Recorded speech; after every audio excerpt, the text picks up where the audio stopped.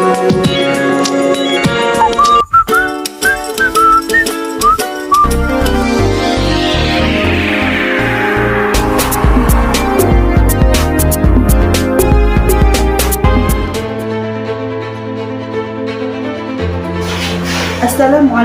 warahmatullahi wabarakatuh. Banyak teori yang menyatakan terkait dengan perkembangan bahasa. Kali ini, dengan saya Asma Husna, dosen PIAUD IAIA Al-Ghazini, dalam mata kuliah perkembangan bahasa dan literasi anak usia. Yang pertama adalah teori nativisme oleh Chomsky.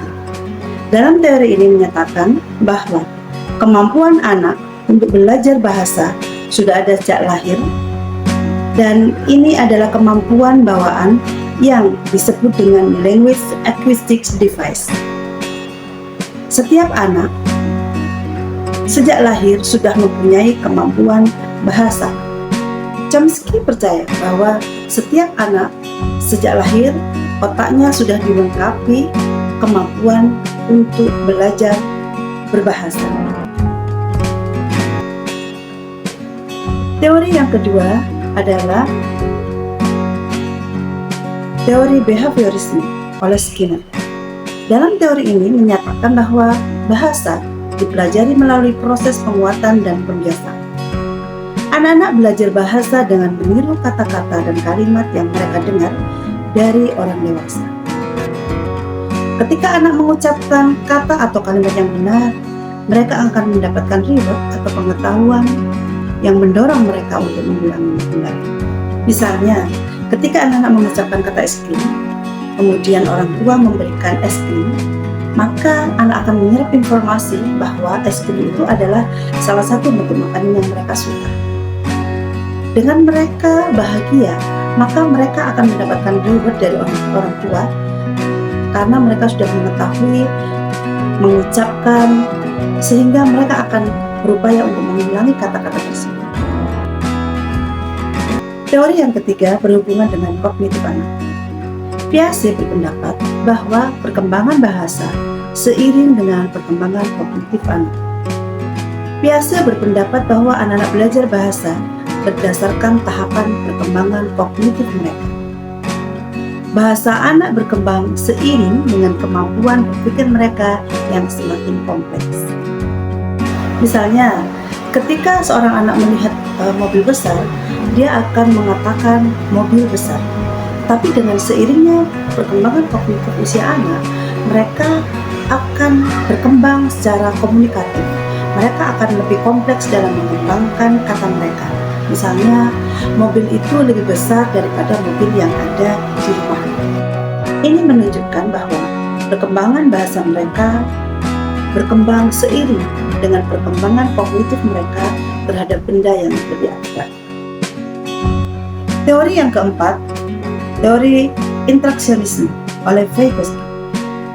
Teori ini menyatakan bahwa perkembangan bahasa anak sangat dipengaruhi oleh interaksi sosial antara anak dan orang dewasa atau dengan teman sebaya. Vygotsky berpendapat bahwa anak-anak tidak hanya belajar bahasa dengan mendengarkan orang dewasa, tetapi juga melalui interaksi aktif dan pembimbingan dari orang dewasa yang berperan memberikan scaffolding atau dukungan dalam memahami bahasa. Yang kelima adalah teori konstruktivisme oleh Bruner. Bruner menyatakan bahwa anak-anak tidak hanya menerima informasi bahasa begitu saja, tetapi mereka aktif membangun pengetahuan mereka sendiri melalui pengalaman. Bruner juga menekankan bahwa orang dewasa memegang peran penting dalam proses pembelajaran bahasa anak dengan memberikan contoh dan arahan.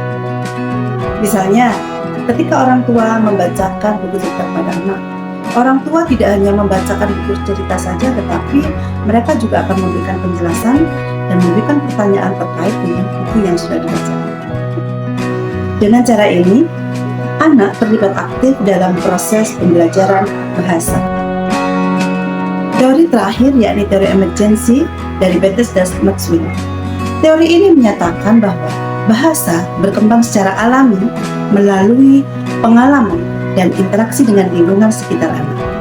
Menurut teori ini, bahasa tidak diajarkan secara eksplisit, melainkan muncul seiring anak berinteraksi dan menghubungkan kata-kata dengan pengalaman mereka. Jadi, setiap teori mempunyai pandangan yang berbeda bagaimana cara anak memperoleh perkembangan bahasa. Ada teori yang menyatakan bahwa semua proses perkembangan bahasa bawaan anak sejak lahir. Ada teori juga yang menyatakan bahwa perkembangan bahasa melalui interaksi sosial. Demikian penjelasan bagaimana tentang teori perkembangan bahasa. Terima kasih. Wassalamualaikum warahmatullahi wabarakatuh.